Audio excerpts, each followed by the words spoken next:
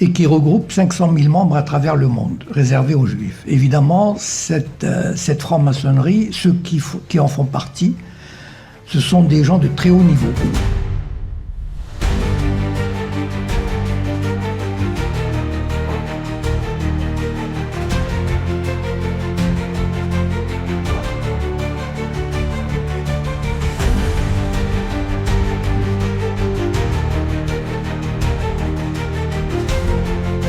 Je vais vous parler des Sayanim ce soir. Sayanim, 5e colonne au service d'Israël. Bon, les Sayanim, c'est une invention extraordinaire, parce que je vais d'abord les définir. Sayan au singulier, Sayanim au pluriel, c'est un mot hébreu qui veut dire « celui qui aide ». Donc, ce sont des Juifs qui vivent en dehors d'Israël, qui sont recrutés par le Mossad et qui donnent un coup de main au Mossad. Ils relèvent du Mossad. Le Mossad a un département qui s'appelle « guerre de propagande ».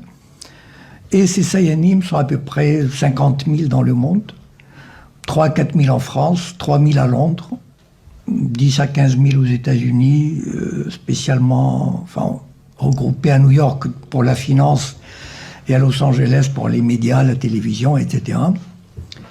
Ils sont recrutés comment? C'est très facile.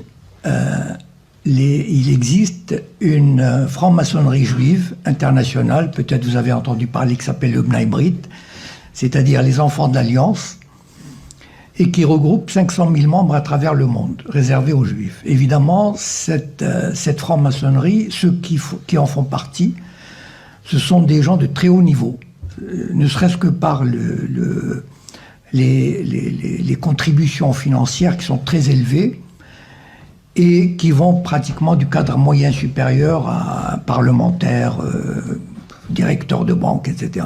Enfin, vous pouvez imaginer la catégorie des 500 000 qui font partie de cette organisation. Donc, cette organisation est totalement dédiée à la défense d'Israël. Et quand le Mossad a besoin de quelqu'un, eh ben, il va au Bnei Brit, il consulte la liste et il lui demande « Est-ce que tu veux devenir Sayan ?» Et pour l'autre, c'est un honneur de le devenir. Donc, ils sont où ces Sayanim? C'est là où le point principal. Ces Sayanim sont et travaillent, ils mènent leur vie normalement. Ils continuent à vivre normalement en France, par exemple, et ils sont dans toutes les couches de la société. C'est-à-dire, ils sont sur France 2, TF1, ils sont dans la mairie de Lyon, ils sont dans l'armée, ils sont dans la banque.